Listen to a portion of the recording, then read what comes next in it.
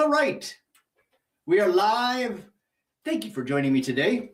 And if you're wondering, what are those things on my shirt?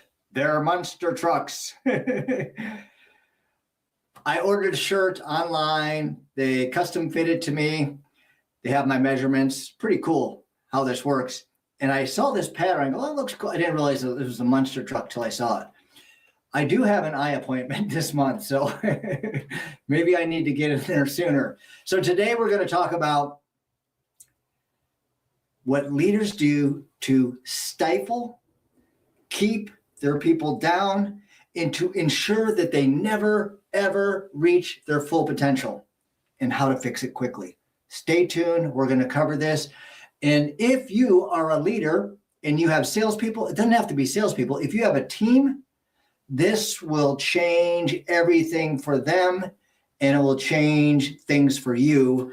And you will take your business to new places you never thought possible, because the team members that you hired will reach levels within their potential that you never saw in them and they never saw in themselves. All right, so let me start with a story. We all know about the toxic leader, the narcissist.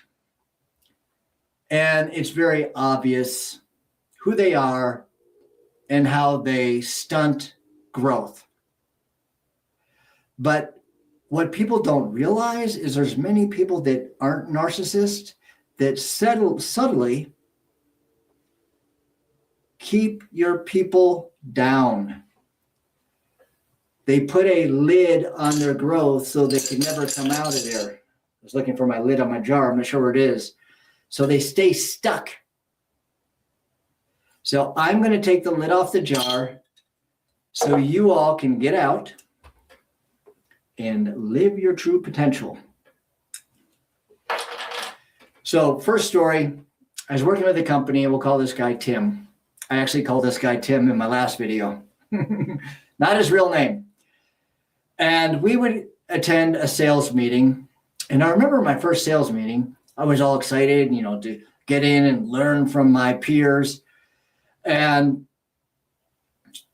Tim started the meeting and he goes, okay, guys, what's going on in your territories right now?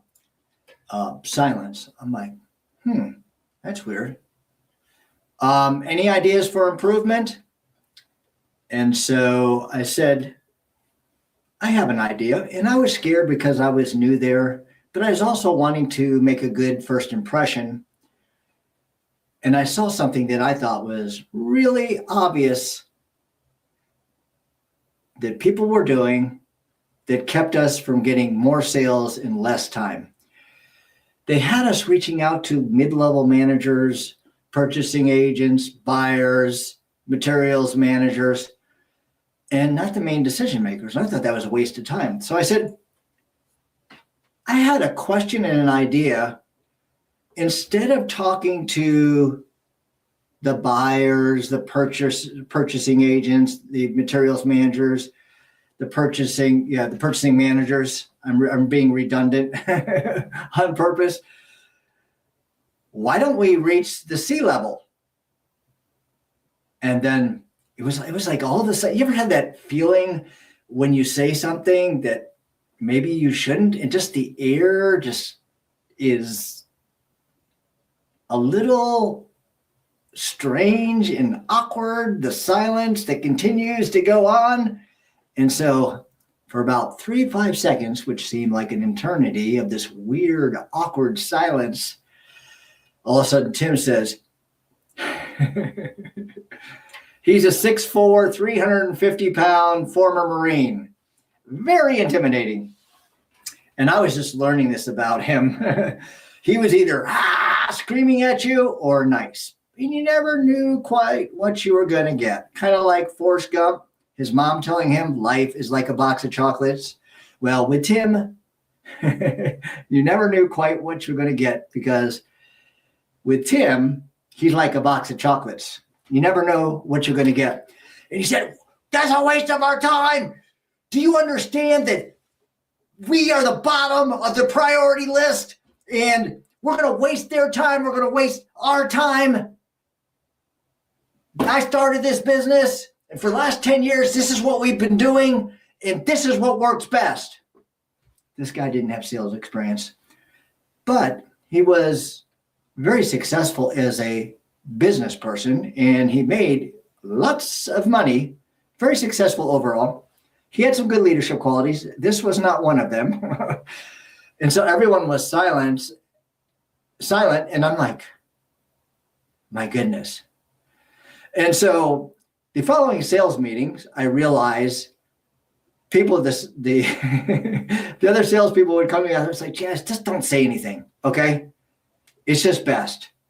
And I'm like, how ridiculous is that? So the thing is that people, it's easy to spot the toxic leader, the narcissist, the person that's living out of their ego. But the thing that you don't realize, it's the people that are really nice and subtly giving the vibe that it's not safe to come up or to talk about your ideas or your innovations to talk about. And why is that? First of all, in your company, in your business, if you're a leader, if you're a CEO, founder, and you have a salesperson or someone on your team that's underneath you in the role that you lead, there's automatically a sense of fear because they look up to you. You are their boss. You are the leader for the company. And if you are not real, it's going to be hard for them to speak comfortably about their ideas. People do not need a boss that's perfect, a leader who is perfect. They need a leader that is real. So long story short, with this company, with this boss, I'm talking about Tim now, I ended up ignoring his advice and I ended up going to the C-level. And pretty soon we talked again and he asked me, Chaz, what are you doing different? And I said, you promise you won't yell at me? He said, yes. I said, I ignored what you said. I've been reaching the C-level and you can see what's happening. Their sales cycle was like 12 months, which is a red flag. Okay. I'm not saying you can't have 12-month sales cycles, but it could be a red flag. It shouldn't be that long in most cases. And so I brought the sales cycle down to 5 months. From 12 months to 5 months. How did I do that? The main thing is I started reaching out to the decision makers. The higher up in the organization you go, the better the conversation you have. And so I said, this is what I've been doing. He goes, well, you're getting results. I can't argue with that. He was a reasonable person. He just needed to see the results first. So he promoted me to national sales manager. Now check this out. Remember, again, people don't need a perfect leader. They need a leader that is real, and that allows them the comfort to speak openly. So what I started to do in the sales meetings with the salespeople, is I'd say, all right, guys, things are going to change around here, and we're going to start off every meeting with a failure. They're like, what? I said, we're going to start off with a failure. And I let them know failure is not a bad thing. Failure just is an opportunity to learn so you can get better. It's all how you frame failure. People will tell me and they say, Chaz, I don't like you using the word failure. I'm like, that's okay. What do you think about failure when you think of it? Well, I'm no good. That's not how I look at failure. If you are not failing consistently, then you are not trying new things. It's part of growing and making progress. Failure is an event. And as long as you own it and ask yourself the right questions afterward, you will grow and learn from that failure and become better and better and better. So back to the sales meeting, I would say we're going to have at start of every meeting, I just want one person to speak up and talk about their failure. I said, okay, so who wants to go first? Nobody wanted to. And I thought, okay, I will. I said, I can't remember the exact story. Here's one. I told him a story about when I was talking to someone and I didn't go down deep enough and ask enough questions to truly understand the problem, what it was costing them, and how it prevented them from reaching a goal or objective. And I said, if you don't uncover the problem, understand what it's costing them, how it prevents them from reaching a goal or objective, and how it affects the decision makers personally, your solution isn't going to speak to them on a subconscious level. And so I shared that. And then every day I would ask the question and then I would go first. Ask the question, then I would go first. So after a couple of weeks of doing this every day, I kept talking about all my failures. And every time I talked about my failure, I told them about the lesson I learned and how the next time I faced that situation, I made sure, and for instance, with not going deep enough and uncovering the problem, what it's costing them, how it prevents them from reaching a goal or objective. So here's the problem. Here's where they are.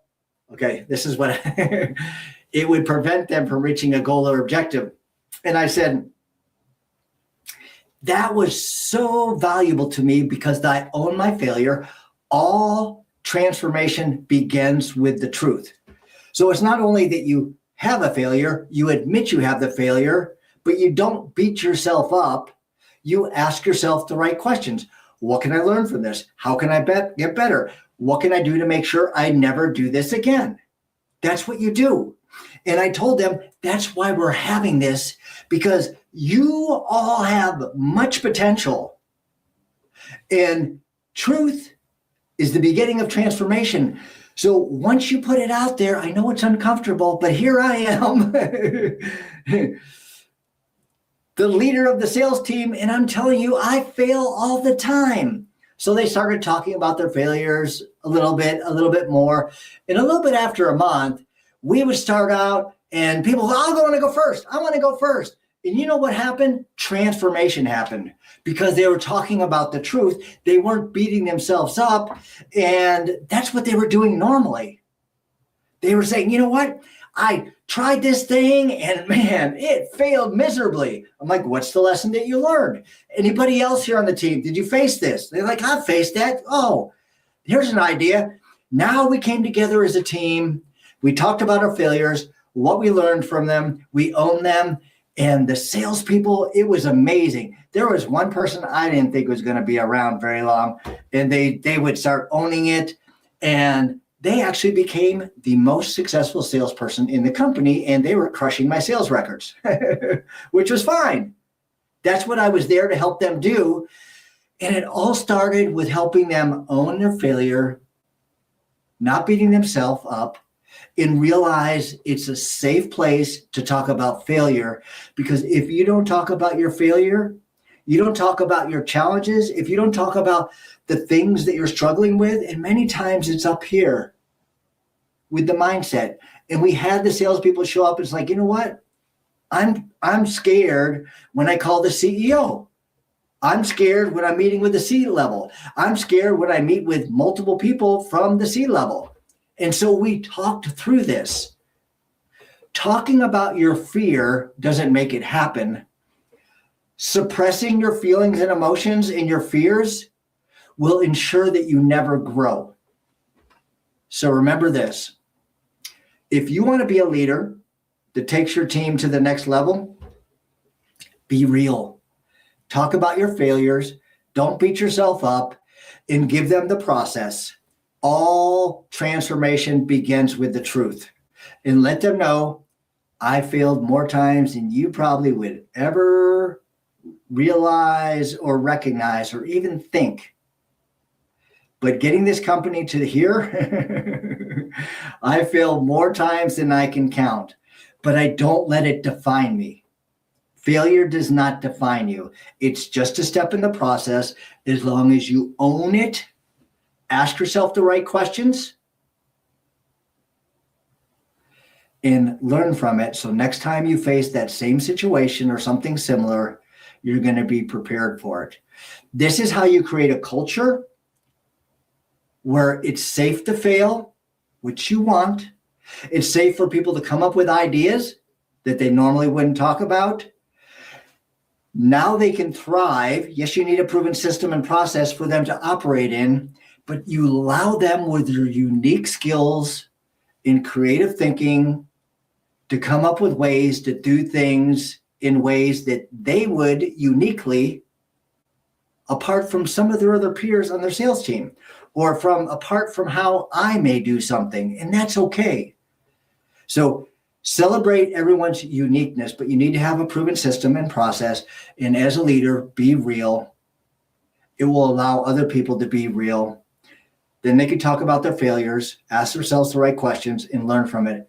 It's going to take you and your business to the next level because you're helping your team members reach their fullest potential. By the way, I have a book, The B2B Blueprint to Predictable Sales. If you're on YouTube watching this, the link is below. Also, if you're on YouTube watching this, the link to my LinkedIn profile, connect with me and let me know you saw this video. Anybody else who wants the B2B Blueprint to Predictable Sales, send me a DM on Facebook, X, or LinkedIn. I'd be happy to send it to you. It's complimentary from me to you.